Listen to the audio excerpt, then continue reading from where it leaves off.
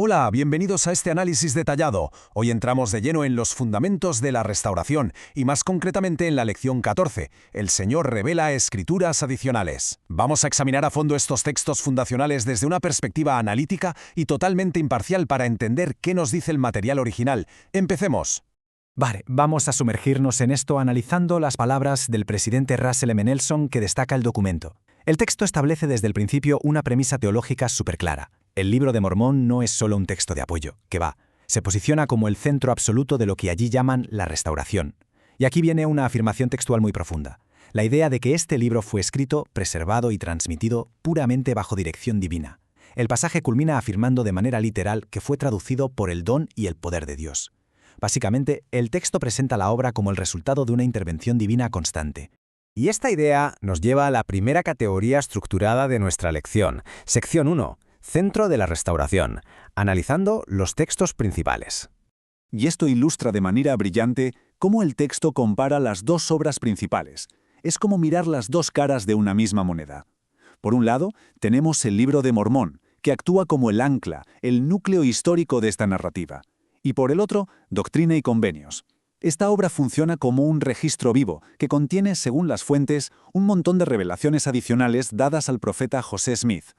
Así que mientras que el primero se presenta como la traducción de un registro histórico antiguo, el segundo es más bien un manual práctico de revelaciones contemporáneas.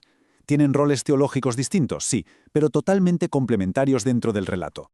Pasamos al siguiente concepto que resulta fascinante desde un punto de vista puramente documental.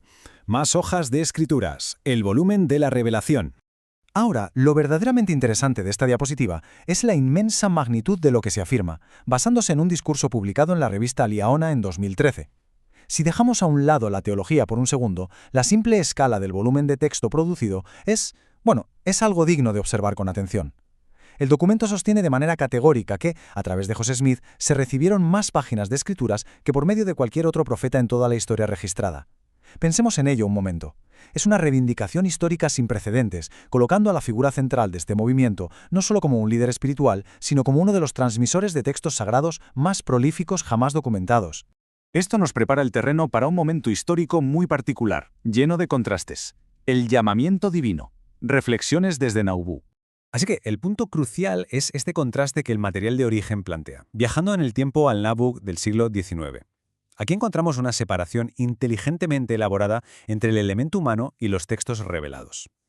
En sus propias palabras, José Smith expresó: «Nunca les dije que yo era perfecto, pero no hay error en las revelaciones que he enseñado». Es una dicotomía tremenda. Se reconoce abierta y públicamente la imperfección humana del individuo, pero en el mismo aliento, los textos se elevan a un estatus de perfección inquebrantable, libres de cualquier error. Esta clara demarcación se utiliza para argumentar la validez absoluta de las Escrituras, separándolas de la innegable humanidad de quien entrega el mensaje. Y toda esta estructura lógica nos lleva a entender cómo el material define su propio fin. Propósito de las Escrituras: un testimonio convincente.